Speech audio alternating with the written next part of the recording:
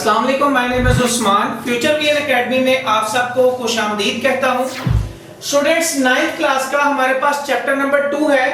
Chapter number 2 में हमारे पास जो टॉपिक है वो है वेक्टर से रिलेटेडली। तो स्टूडेंट्स, सबसे पहले हम पढ़ लेते हैं कि स्केलर और वेक्टर मिकदारें कौन-कौन सी होती हैं। लेकिन स्टूडेंट्स, स्केलर और वेक्टर मिकदारों को पढ़ने से पहले मैं आप लोगों को ये गाइड करना चाहूंगा कि रोजमर्रा जिंदगी में, मतलब आम रोजमर्रा जिंदगी में हम मुख्तलिफ किस्म की मिकदारें इस्तेमाल करते हैं। मतलब मुख्तलिफ किस्म की मिकदारों के बारे में हम ऑलरेडी जानते हैं।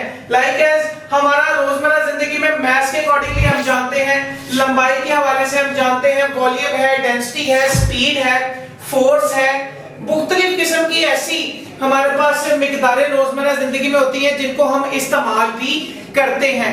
लेकिन ये सब मिकदारें क्या सब एक ही स्केलर मिकदारें हैं? नहीं, इनमें से कुछ स्केलर मिकदारें हैं, कुछ वेक्टर मिकदारें हैं। तो स्टूडेंट्स, हमें इस चीज को देखना है कि स्केलर मिकदारें कौन सी होती हैं, वेक्टर मिकदारें कौन सी होती हैं, वेक्टर को किस तरह से शो किया जाता है। तो स्टूडेंट्स, आज का जो हमारा टॉपिक है स्केलर और वेक्टर के अकॉर्डिंगली है, जिसके अंदर ये सब कुछ हम रीड करेंगे। तो सबसे पहले स्टूडेंट्स हम चलते हैं स्केलर मिकदारों की तरफ कि स्केलर मिकदारें कौन सी होती हैं। स्टूडेंट्स, जिस तरह स्केलर नाम से जाहिर है कि मय्यर होने वाला, जिसकी मेजरमेंट की जा सकती हो, मतलब स्केलर स्केल से निकला है, यानी ऐसी मिकदारें जिनका मुकम्मल इजहार इनकी मिकदारों से किया जा सकता हो। लाइक एज इनको मय्यर किया जा सकता हो, इनको मय्यर करने के लिए किसी भी सिमत की जरूरत नहीं होती। स्टूडेंट्स, लाइक एज हमारे पास मैथ्स है, हम मास को वक्त कर जो है वो मय्यर कर सकते हैं। इसके अलावा वक्त को भी कर सकते हैं, स्पीड को जान सकते हैं, वॉल्यूम को जान सकते हैं, एनर्जी को जान सकते हैं।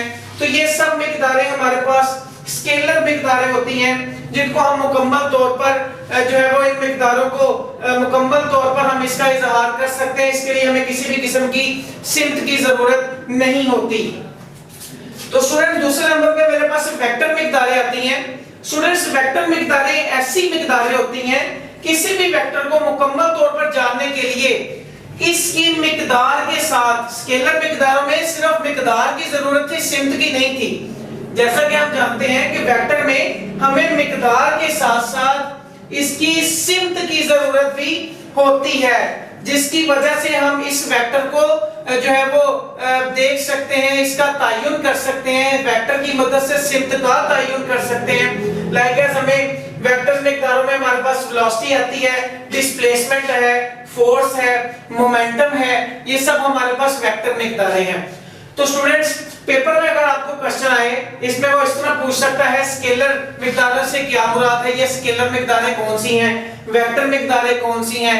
मल्टीपल चॉइस में आ सकता है, नीचे कुछ मिकदारें आपको दी जाएंगी, उसमें आपको कह सकता है कि इसमें से स्केलर कौन सी है, वेक्टर कौन सी है, या वो मल्टीपल चॉइस में आपको क्वेश्चन दे सकता है, मतलब 4 ऑप्शंस दे सकता है, उसमें से आपसे पूछ सकता है कि इसमें से स्केलर मिकदार, नीचे 4 ऑप्शंस होंगी, इस तरह से भी पूछा जा सकता है। या आपसे शॉर्ट में स्केलर और वेक्टर मिकदारों के बारे में पूछा जा सकता है कि कौन-कौन सी होती हैं। तो आपने इन सब चीजों को याद रखना है कि स्केलर मिकदारें कौन सी होती हैं और हमारे पास वेक्टर मिकदारें कौन सी होती हैं। स्केलर मिकदारें किसे कहते हैं, वेक्टर मिकदारें किसे कहते हैं। तो अब हमने सबसे पहले पढ़ा मुख्तलिफ किस्म की मिकदारों के बारे में, उसमें से हमने स्केलर के बारे में पढ़ा, फिर वेक्टर के बारे में पढ़ा। तो स्टूडेंट्स, उसके बाद हम देखेंगे कि वेक्टर का इजहार, यानी वेक्टर को किस तरह से हम ये शो कर सकते हैं कि ये वेक्टर है, इससे सिमत किस तरह से फाइंड आउट की जा सकती है। नेक्स्ट हम इसमें ये देखते हैं।